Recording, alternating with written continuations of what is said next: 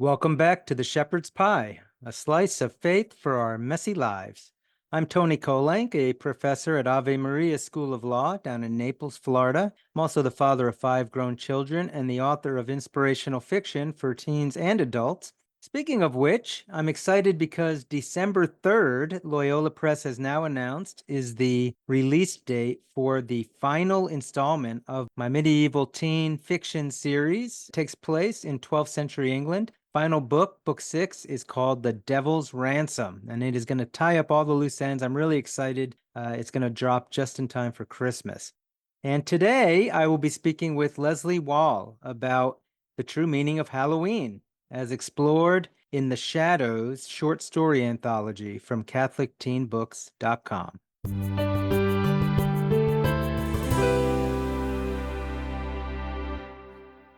My guest today is Leslea Wahl, the author of award-winning Catholic teen mysteries, including The Perfect Blind Side, Into the Spotlight, her release earlier this year, Charting the Course, and a new release coming out for her this December, In Plain Sight. She's also one of the co-founders of the website CatholicTeenBooks.com, and she not only writes for teens, but she also has become a reviewer of Catholic teen fiction to help other families discover faith-based books. She lives in Colorado with her husband. Leslea, so glad to have you back on the show again. Oh, it's always so fun to chat with you, especially about our passion of books. Yes, and it's kind of funny because we've done a few interviews about this Shadows anthology that we're going to be talking about today. And the two of us have teamed up on other people's shows, but it made sense, and we're heading towards Halloween again, to go ahead and talk about this brand new release. But before I do that, I wanted to give you a chance to talk a little bit about your 2 latest releases. Thanks. It's always fun to be able to share about my books. So the last book that came out of mine was Charting the Course, and then in December I have another one coming out, In Plain Sight, and they are part of a series called Finding Faith. Each book is about a different teen girl who finds her own pathway to finding her and discovering her faith and deepening it. And like you said, I always love adding mysteries to all my books and so forth. So this one was a fun one too, and it's set in Minnesota in January, which I lived in Minnesota for a few years, and those winters I remember so fondly and brutally too. So it was fun to write about those. So, all right. So the Shadows anthology that we're going to be talking about here, I wanted us to set the stage for this. What is Shadows, and why did we pick this particular topic, and why are we releasing it in October or September time period? Catholic Teen Books, this is the 5th anthology of short story collections with numerous authors contributing. We had Secrets, which, as the title says, they all just had something to do with the secret. And we had Ashes, which is for Lent. Gifts, it has Christmas theme. And we did one, Treasures, that they all have a relic of St. Patrick that goes through the stories. T.M. Gowett was the first one who kind of kept saying she'd love to do one around, All Souls Day, All Saints Day, and All Hallows Eve. So we thought that could be really fun, and the stories could just be a little bit spookier. This is a way to kind of let people know that the faith base behind those different holidays. Yeah, I mean, it seems like Halloween just gets bigger and bigger every year. We get more horror movies, more people decorating for Halloween, sometimes then for Christmas, it seems. And so it is pretty neat that Catholic Teen Books decided to kind of do a focal point on, what are we calling it? The All Hallowtide? Maybe give us a little background, because all of the stories in this anthology take place on one or more of the days in this triduum. And again, most people might not even recognize, like you said, that there is this Catholic connection to Halloween. And I actually wasn't aware of that either, really, for a long time. So it's kind of interesting. And as I was researching my story, it's set back in the 50s, and the characters also learn about it and some of the traditions, especially some of the European traditions that were brought over. And now we've kind of lost some of them, but like carving turnips, and then that became carving pumpkins and so forth for a light. And the trick-or-treating, kind of started through souling, which they called. So they would go door to door and asking people if there was a loved one who had died that they could pray for that soul. I guess that happens, with the different holidays. The secular world takes them over and changes them a bit. But it's really was kind of fascinating to find out about these things. And then, of course, the souling goes into with the purgatory and so forth, which we kind of mentioned in the books of how it's so important for us to be praying for those souls who have passed away and to help them find their way, to heaven eventually. But they have a purification process that the Catholic Church believes. And so it's something that the teens often don't ever even think about, or even adults maybe don't know too much about it. So this was an interesting way to bring some of those topics to light through interesting and fun stories. And like I said, some of them have a little bit of a spookier edge. They're not terribly scary or anything, and they're fine for, I think, all age groups, but just a little something to think about in a different way.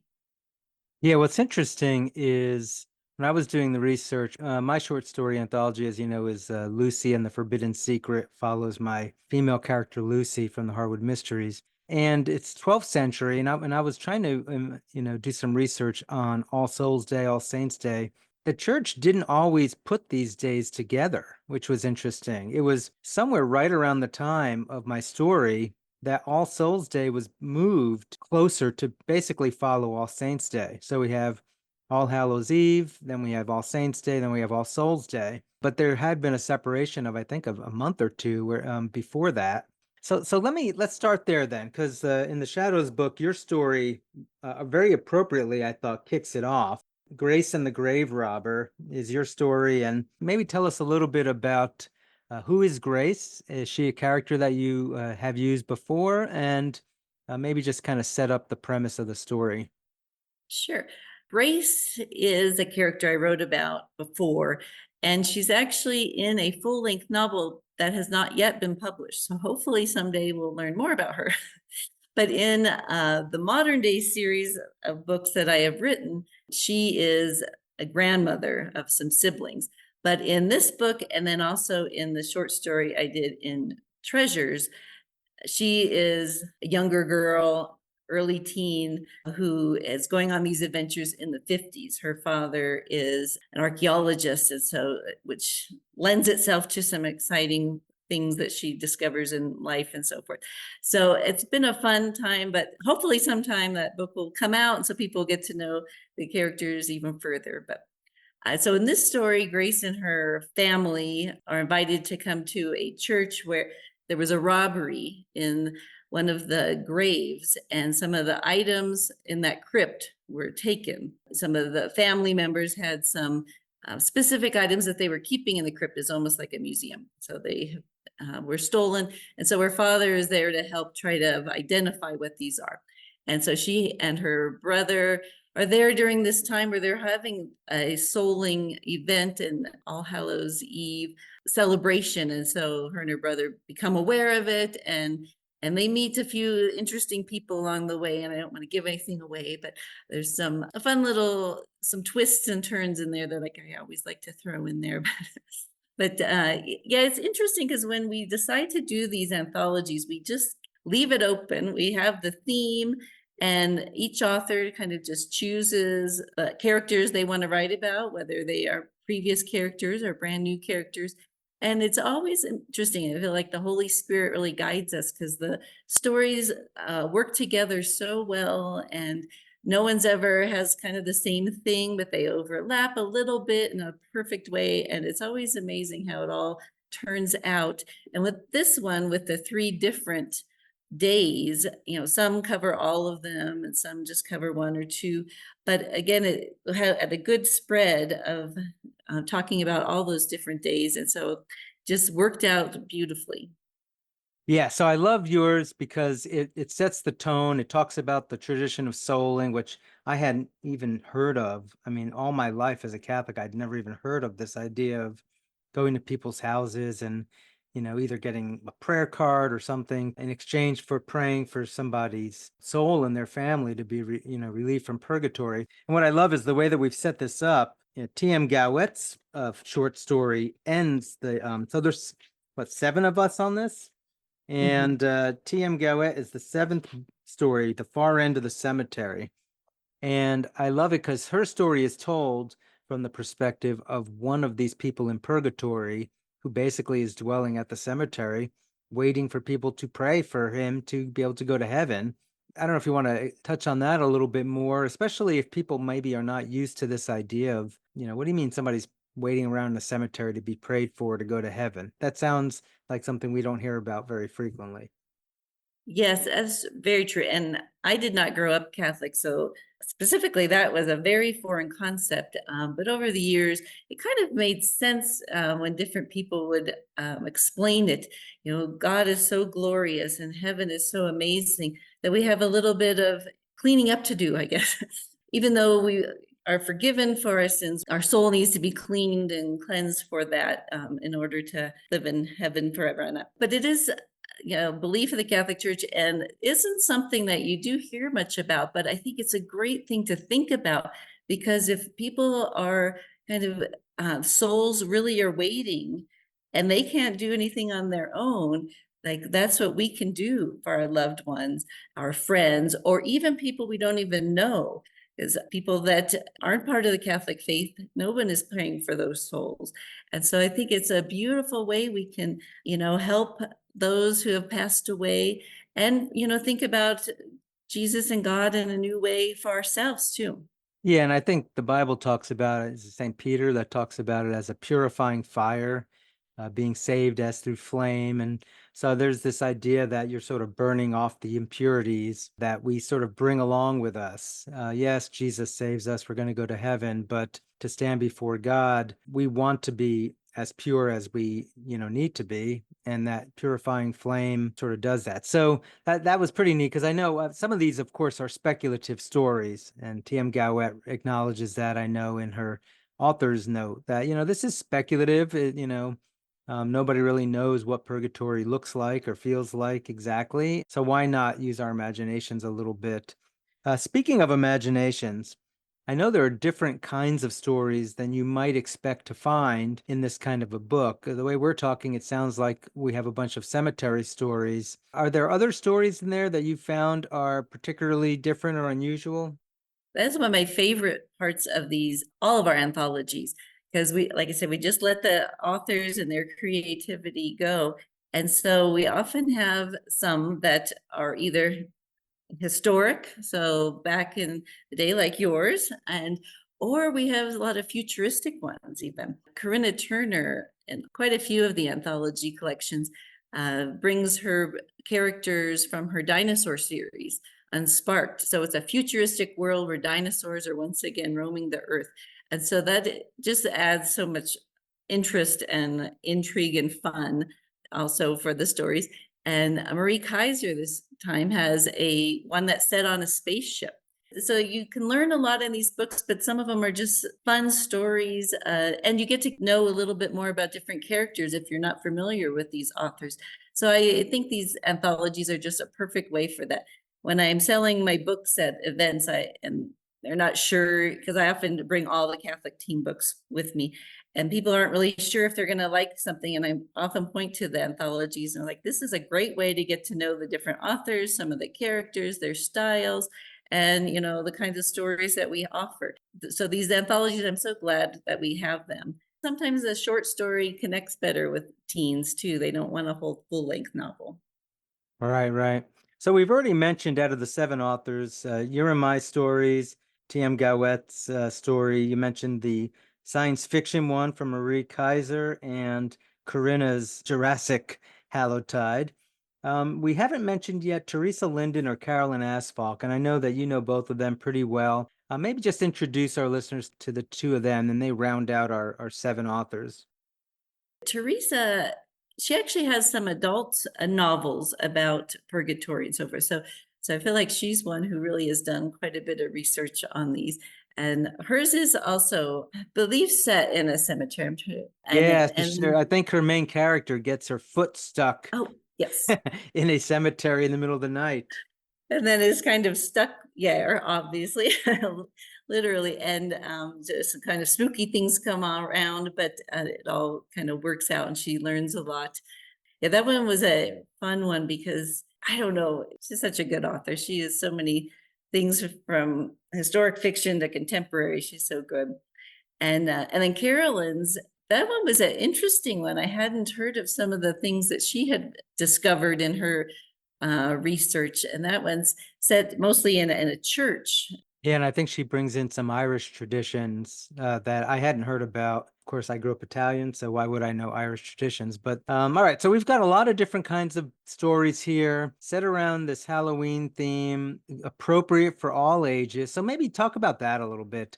Your site, which I was very happy to be able to join, I think I was like your 16th out of 17 authors. So I'm very much a Johnny come lately, and the only guy. That's my one claim for fame. I'm the only guy in the Catholic Teen Book Circle. But why write stories for teens? Why have a website specifically devoted to apparently Catholic teens? Maybe speak a little bit to that. Goes back to when I first wrote my first book, The Perfect Blind Side. I didn't even really know that there were other authors who wrote specifically for Catholic teens. And my books the characters are Catholic, but they work well for Christian, which a lot of our stories do. But when I discovered that there were some other ones, Susan Peak and I were doing an event somewhere at a Catholic homeschooling conference, and we were sharing about all these great Catholic teen fiction books that we knew of. And one of the parents said, well, why, it's great that there's a bunch out there, but it'd be great, even better if you had them all in one site, make it easier for us. And we thought, well, that's a great idea. So we contacted a few of the other people we knew. And so we started Catholic Teen Books, and we've been inviting others to join us. And it is a great resource, and we keep growing. I'd like to even include more authors. It just takes a little while because we do read every single book to make sure it fits well, it's written well, and it fits the Catholic faith. So it just takes a little while to grow that way. But we think it's important for parents to know the books that we offer, are aligned with the faith, and there's nothing kind of crazy. We also have parental guidelines on there because some of the people, the books are more middle grade, like some of yours. And then there's some of the books are for much older teens. So we have parental guidelines on there, so you know exactly what's in the book, and so you don't have to worry about it and what age appropriateness and so forth. But the books we have saint books, we have historic fiction, mysteries, romance. We have just such a wide variety. But especially as it gets crazier and crazier in this world, it's nice to have books that parents can trust and know that there's nothing crazy in these books, but there's good messages, and they don't have to worry about what their teens are reading.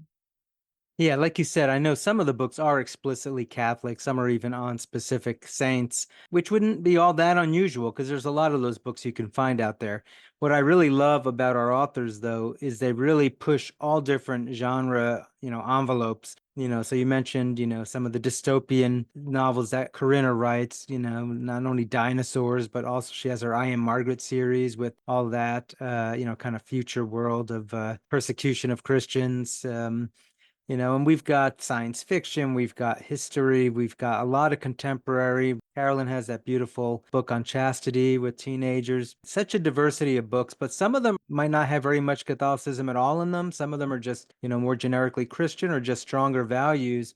But at least, like you said, families can go to the site and know that whatever they're going to get there is not going to be offensive to their values, which is important. So what about some of the other things related to our website, catholicteenbooks.com? If a parent were to go there or a grandparent looking for a book, what else might they find on that website?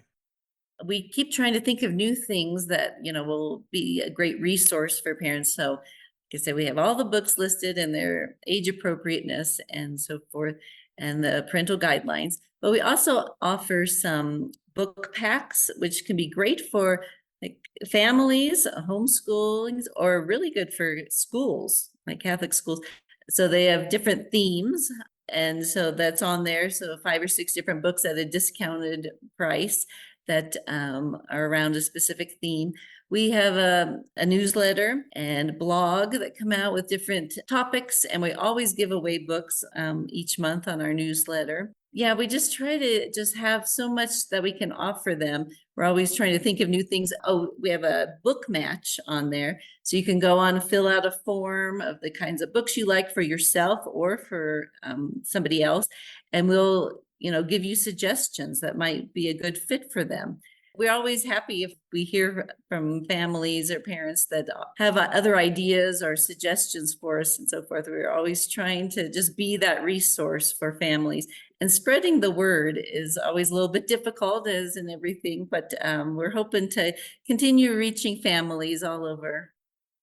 Yeah, and I think that's so important. And I've been really excited to hear. I know Ignatius Press this year has launched their book fairs, which to me sort of are like in competition with Scholastic. There have been some other operations out there, Good News and Christian Book Fair and some others. But Ignatius seems to be doing it big, and I think that's great because then authors like us can have our books kind of going all throughout the country to teens in different schools. But I know you also travel all around the country yourself doing different conferences, talking about our books. Do you want to touch on that for a second? Sure, thanks. My kids are all grown and out of the house, so this is a stage of life that I am able to go to some of these conferences that are in different places. And I've been trying to take as many of our Catholic teen books with us because it's interesting because we're all spread around the country. And then we have an author, Ellen Gable, is in Canada, and then Corinna Turner is in England. So we're kind of all over the world, really. But around the United States, for instance, if you're in Florida, you might be able to reach a lot of places there, or if someone's in Ohio, they can go to a lot of conferences there. But sometimes our books, it's harder to reach in different places of the country. So I really been trying to go different places and be able to bring these books to people to a different geographic area that they might not have seen. And we always are trying to reach out to Catholic bookstores too. But if you have one that you like, I'm sure that they would be happy to look up some of our books and carry them. But it's a hard thing where I live in Colorado. They don't really have a lot of fiction books. And so it is a hard thing for where families can find these types of books. So we're just trying always to be out there through conferences, through talking to schools and so forth to get the word out there. What kind of feedback are you getting from teens, especially when you go to these conferences? Do you ever meet any teens who've read any of our books? And, what kind of feedback have you heard over the years? Well, one of the conferences I've been at for about 4 or 5 years now is the Midwest Family Conference in Wichita. It's every first weekend in August. And because I've been there for a number of years now, starting to recognize these people, and they have been coming up, and it's so fun to hear because the teens get so excited as they're growing. They start with a middle grade book and they oh, I love this one. What else can you recommend? And so it's been really fun. And sadly, I hear from other people, that, oh, teens, they don't really want to read anymore. They're on their phones and video games. But when I'm at these places and I see the joy and the excitement of them with their books that they have, your books are often ones that I'm always selling out of because they're like, you have the newest one of Tony's book? And so it really is heartwarming. And I love that. So it's sometimes we don't get to that feedback that we are reaching people. So when you are able to get that, it really is like, okay, God's got this plan for us and we are on the right track. Beautiful. All right. So if folks want to get a copy of Shadows, Visible and Invisible, which is the name of the anthology, or any of our other anthologies, or frankly, if they want to just learn more about all the different Catholic authors we've been talking about, where should they go? Yeah, the best place is catholicteenbooks.com. We all have our own websites, and those are linked. You can find our personal links of our websites on Catholic Teen Books too. But that's kind of the easiest one. And all the books are on Amazon or Barnes and Nobles, wherever you find books. Good News Book Fair has been carrying all of our books for us too. So that's a good resource. But yeah, so I would say Catholic Teen Books is a really good place to start, and then you can peruse all the different things that we offer, and all the different genres and authors. So it's a good spot for you to check out.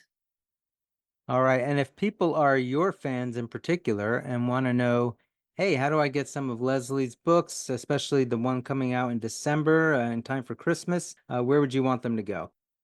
My website is lesliewahl.com. My name's spelled a little different. I do a newsletter too, and I also review a lot of different books, Christian and Catholic books for families, because I just think that it's so important for families to have good resources and to find fun books. So I have a whole section on my website of different book recommendations as well.